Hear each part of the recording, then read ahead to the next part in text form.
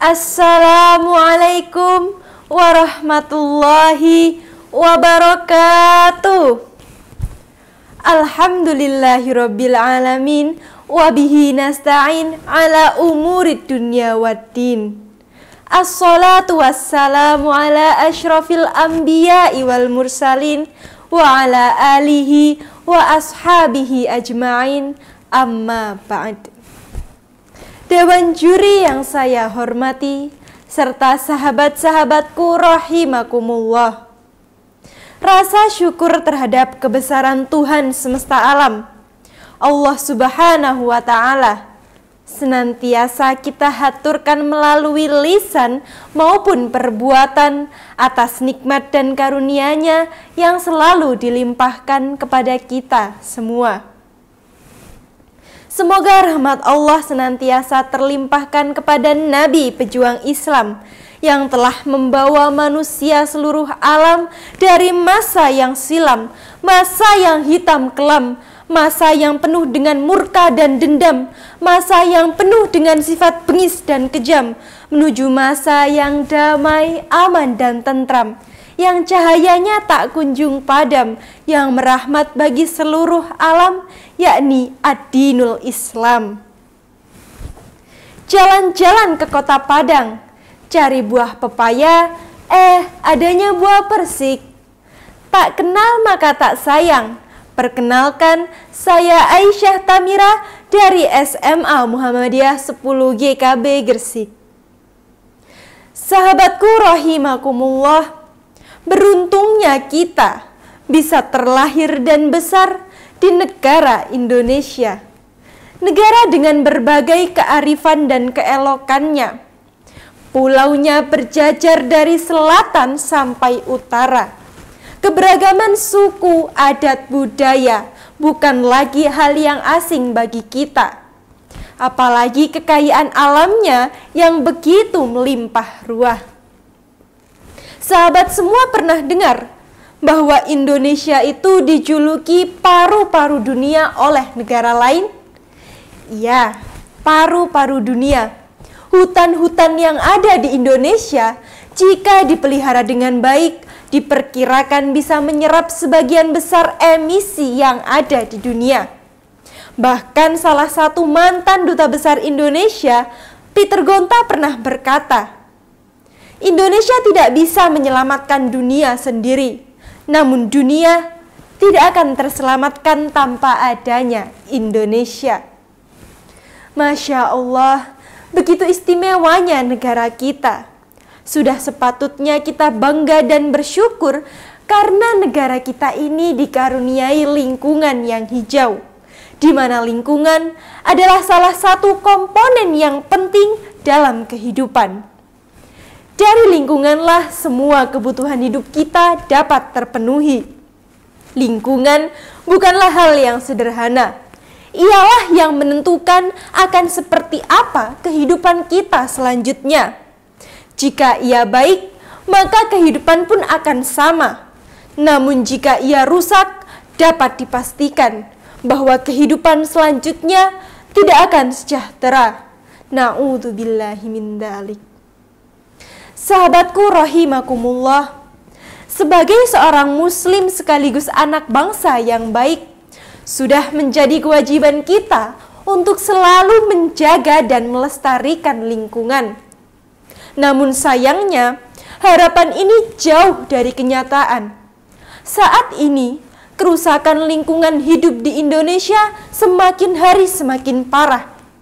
Sungai-sungai yang semakin keruh, pohon-pohon yang digunduli, lahan-lahan yang semakin gersang, serta sampah-sampah yang semakin menumpuk. Padahal Allah sudah mengingatkan kita dalam surat Al-Qasas ayat 77. Wala tabghil fasada fil ard, innallaha la yuhibbul mufsidin. Dan janganlah kamu berbuat kerusakan di muka bumi ini. Sesungguhnya Allah tidak menyukai orang-orang yang berbuat kerusakan. Begitulah manusia, bukannya bersyukur kepadanya, malah sebaliknya, kita kufur akan nikmatnya. Atau bahkan Kadang kita lupa bahwa semua ini hanyalah pemberian darinya. Dengan santainya terus berleha-leha, seakan semua nikmat ini kekal selamanya, tanpa perlu adanya penjagaan dan pemeliharaan dari manusia sebagai khalifah.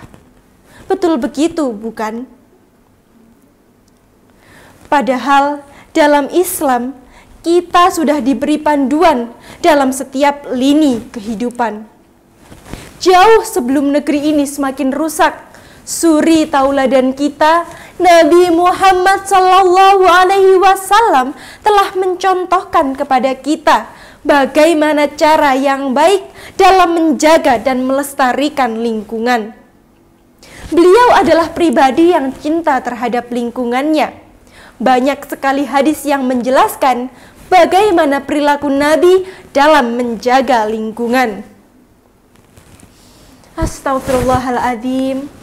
Lantas bagaimana bisa negara dengan penduduk muslim nomor 1 di dunia justru tidak mencerminkan sikap cinta terhadap lingkungannya? Seperti inikah sikap kita yang mengaku umatnya? Apakah seperti ini sikap muslim yang baik? Astagfirullahaladzim. Tak perlu mengadakan kampanye go green besar-besaran. Dalam Islam, kita diajarkan bahwa menjaga lingkungan bisa dimulai dari hal yang ringan. Yang pertama, selalu jaga kebersihan. Yang kedua, bersama hemat energi. Yang ketiga, menghidupkan lahan mati. Cuma 3 tapi besar manfaatnya. Yang pertama, sahabat, adalah menjaga kebersihan. Selalu menjaga kebersihan adalah identitas seorang muslim. Oleh karena itu, Rasulullah selalu mengajarkan kita untuk menjaga kebersihan, baik kebersihan diri maupun kebersihan lingkungan. Salah satu bentuk menjaga kebersihan lingkungan adalah dengan cara membersihkan halaman rumah.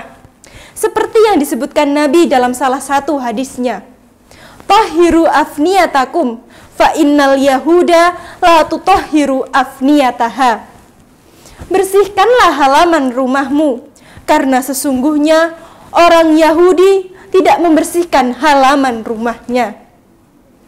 Kemudian yang kedua adalah bersama hemat energi. Jika dulu ketika kita ingin berpergian kita harus mengayuh sepeda, maka sekarang kita diberi kemudahan. Ada yang namanya motor dan mobil. Hanya dengan menginjak gas saja, kita sudah bisa pergi kemanapun kita mau tanpa merasa lelah. Namun sayangnya, tidak semua orang bisa bijak dalam menggunakan kemudahan ini. Masih banyak kita temui orang yang menggunakan kendaraan hanya karena malas dan panas. Hal ini jelas-jelas termasuk dalam pemborosan BBM. Padahal kita semua tahu bahwa untuk menghasilkan BBM butuh waktu berjuta-juta tahun. Sedangkan untuk menghabiskannya tidak butuh waktu yang lama. Akibatnya apa? Akibatnya cadangan BBM di Indonesia diperkirakan akan habis dalam waktu 10-20 tahun ke depan. Bayangkan apa yang terjadi ketika cadangan BBM di Indonesia ini habis. Astagfirullah. Dengan realita seperti ini, yakin masih tidak mau berhemat energi. Kemudian yang ketiga, sahabat, adalah menghidupkan lahan mati. Seiring berkembangnya teknologi, kini jarang sekali kita temui lahan yang hijau dan subur. Lahan-lahan yang dulunya hijau dan subur, kini tergantikan oleh gedung-gedung tinggi yang modern. Hal ini terjadi karena teknologi yang semakin hari semakin memanjakan kita. Padahal jauh sebelum adanya teknologi, dari lingkunganlah, dari alamlah, semua kebutuhan hidup kita dapat terpenuhi. Oleh karena itu, Rasulullah berpesan dalam salah satu hadisnya agar kita selalu gemar menanam. Walaupun kita tahu bahwa keesokan harinya kita akan mati.